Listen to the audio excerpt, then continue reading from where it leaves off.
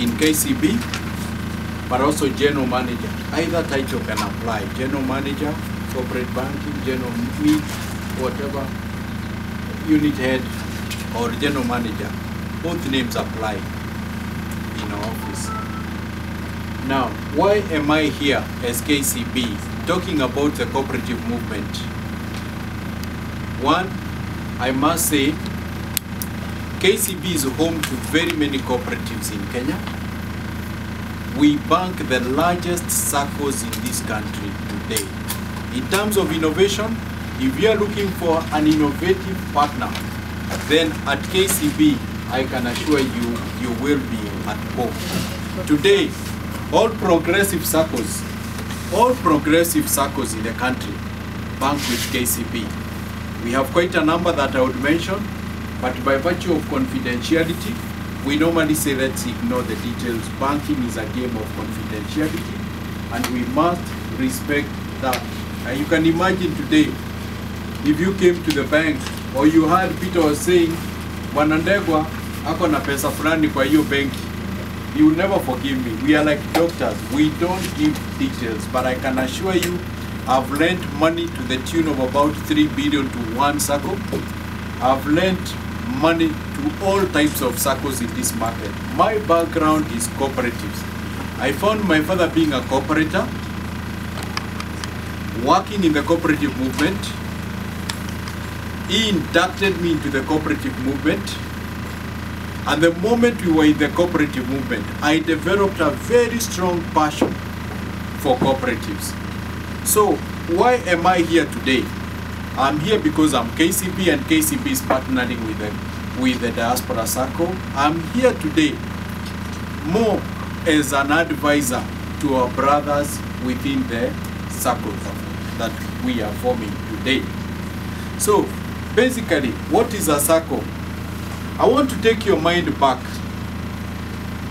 to your earliest days. I will remember my days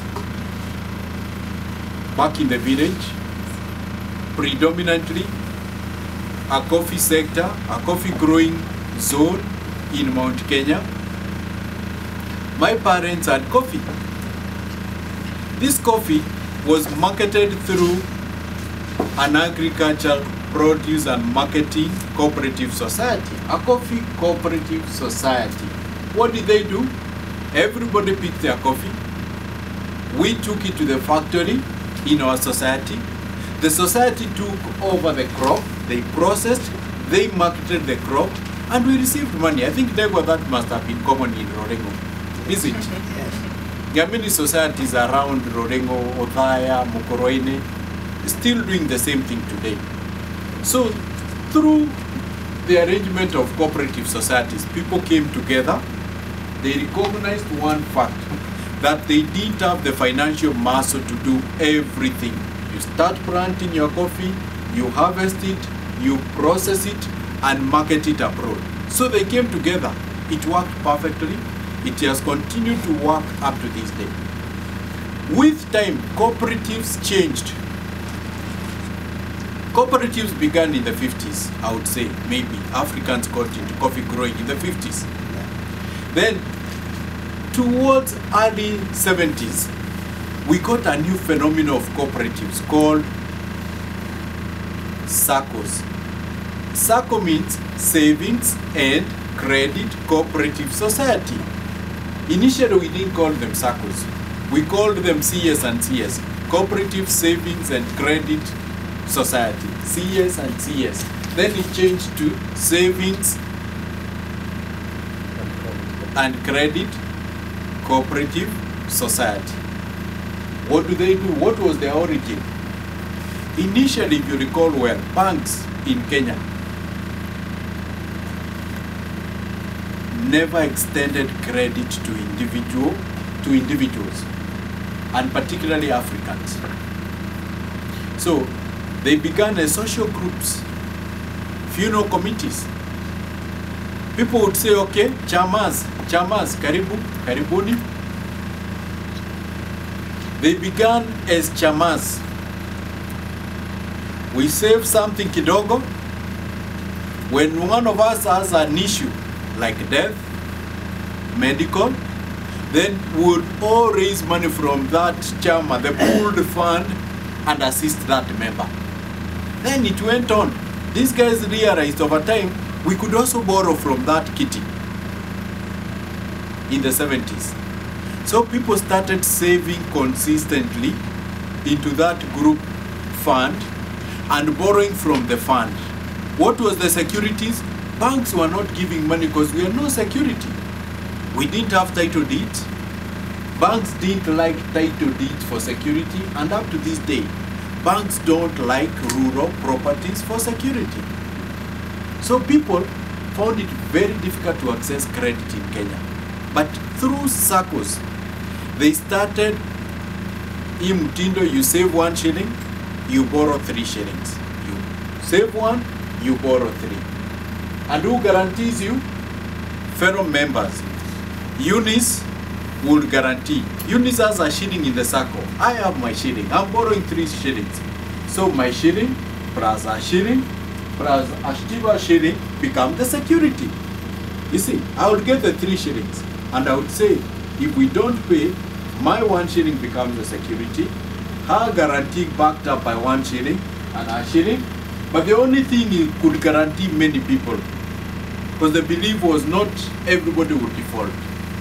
It has served the nation very well to this date. We are talking of a situation where savings, through savings, every employed Kenyan today, in Kenya, let me say, qualify that, in Kenya, because it's not in the US, and there are Kenyans outside Kenya.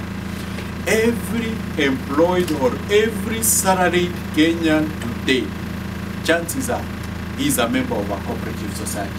We have a cooperative society, a SACCO, in every sector, in every organization, even in KCB, where we are lending money to everybody. We still have a SACCO.